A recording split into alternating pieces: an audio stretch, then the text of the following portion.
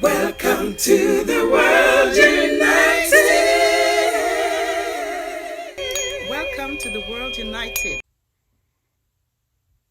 Greetings and Hotep, which means peace.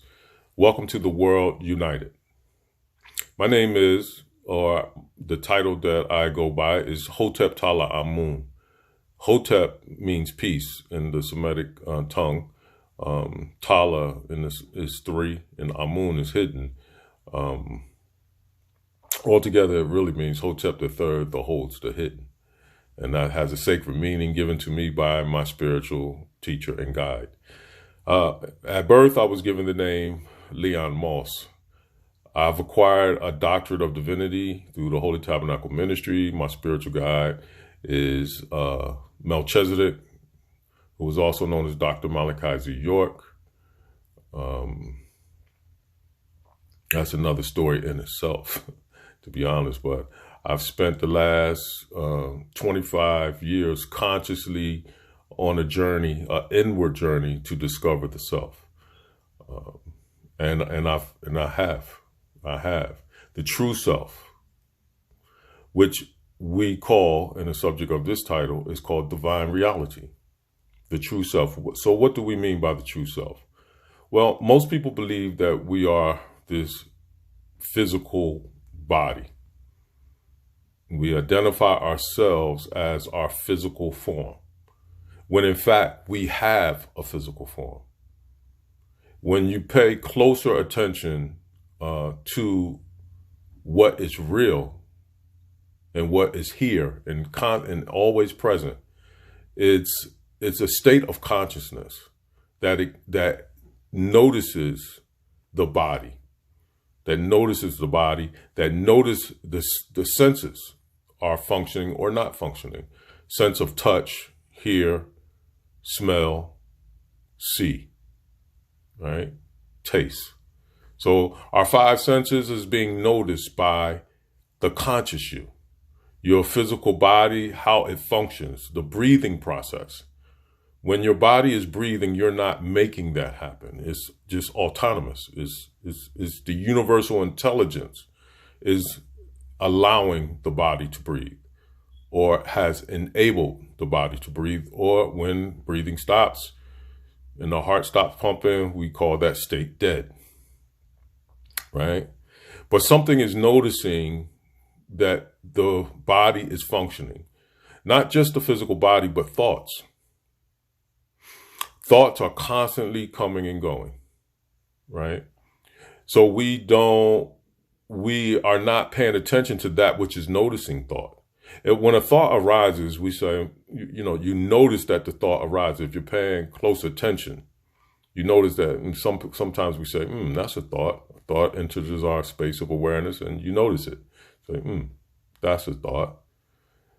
And then once you put your attention on it, on that particular thought, if you put your attention on it deeply, then thinking occurs. You start to dissect that thought or interpret that thought. However, the pure state of existence, when you come in the world as an infant, through the canal of the woman, and you come into the world, you are not interpreting your existence. You can't even say I exist at that point. You're just existing. The state of isness. It's just a state of being. You know that you're not interpreting. You can look at a baby. Anyone can look at a baby that just comes into the world, and even within the first, let's say, before it learns to the name association, like you give it a name and you create the sound through the vocal cords and call it whatever you call it, right? And then it continuously get attention every time you call it. It starts to make a name. It starts to make an association between a sound and the action of being attended to. And then it discovers the word I. It discovers the word I, and it starts to, as it grows, the brain develops, starts to associate the word I with its physical composition, right? Prior to that, prior to that name association, it's not interpreting experience. It doesn't know that it has a body. It doesn't interpret how, its body parts. It doesn't interpret who its parents are. It doesn't know the word parent. It doesn't know anything, but it's conscious. We'll say it is conscious. So male, female, right? So it's conscious, not interpreting. And that would go for any animal, to be honest. It's not interpreting its existence.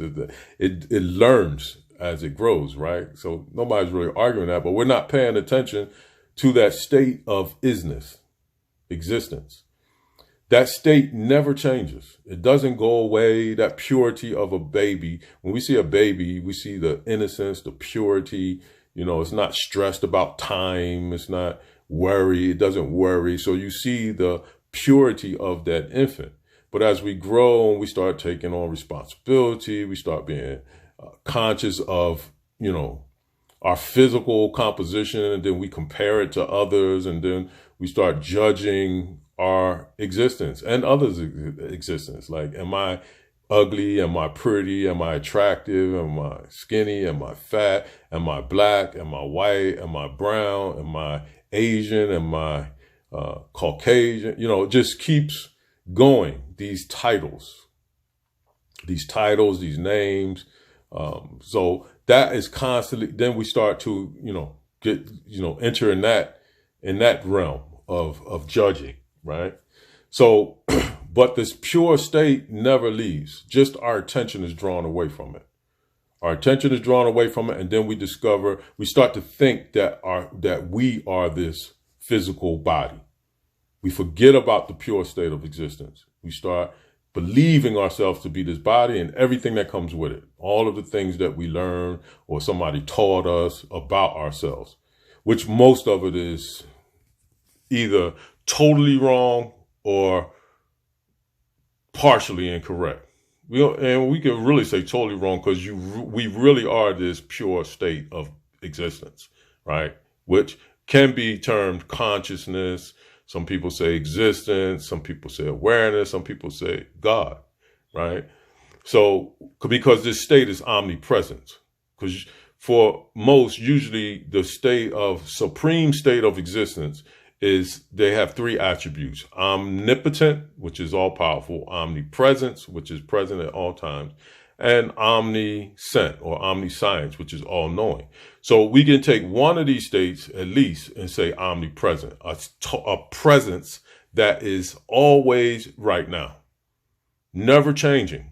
And even in some of the scriptures say God never changes, right? So, and then but once you start breaking it down, whatever religious aspect you come from is taught differently about this entity or the source of life, which is called many different things. However, this state that you could take notice of right now and always right now is back at that infant stage where you're just aware. You're not interpreting your existence. You're not interpreting the outer world. You're not, when a baby learns, the first thing it learns is, as it grows is I or mine. You hear a baby say mine, they start to get possessive. They start to learn and hear that word possessive. This is mine, and don't want to share and all this. They start this association with me, and mine belongs to me, right? And then this me is the body. It starts to notice this limbs, it's as its brain develops, it starts to notice its body and associates it with me. So all this time as it grows, it learns me, which is the person. It forgets about what is noticing the body and all of the changes that occur through growth. Even thought is being noticed. When a thought arises, you say, that's a thought. If you think right now, or you sit still right now and just pay attention to what is happening inwardly, you will notice that thoughts are constantly coming and going, as well as your body's functioning, the breathing process. Your diaphragm is expanding, contracting. Your body is is sustaining itself almost. But we could say universal intelligence is sustaining it. Your blood flow is, you're not making that happen. That's automatic. That's autonomous. Your immune system, that's functioning. That's universal intelligence. That's happening. Something is noticing. If you sit still long enough, you will notice these things. Most people are not paying attention. We take it for granted. We just take for granted that our body is breathing, blood is flowing, immune system. We take that for granted until we have an illness and those things are challenged or, impeded in some kind of way. There's an impediment in some kind of way, a blockage or whatever, or you have shortness of breath. Then you start paying attention to that. So again, if I didn't mention it, the topic of this is divine reality. So we want to pay attention. We're not saying that we obviously can't ignore the physical plane of existence, because this is where we're expressing as a person, let's say as a human, right? Before we go into culture and nationality, we can all agree that we're human, right? But there's another part to human when it describes the beings on this planet, and that is the word human being. So the human is the physical aspect of oneself, and being is existence, that which is noticing the expression. All you have to do is sit still long enough and you'll see that something is noticing the body expressing. Even as I am talking and you are listening, then, if you pay attention to what's noticing that, you won't be able to say that the body is noticing the body. You will be able to say the body is being noticed by me. And then you look and say, well, who is me that's noticing the body? You can't say that which is noticing is thoughts, because thoughts is also being noticed right now.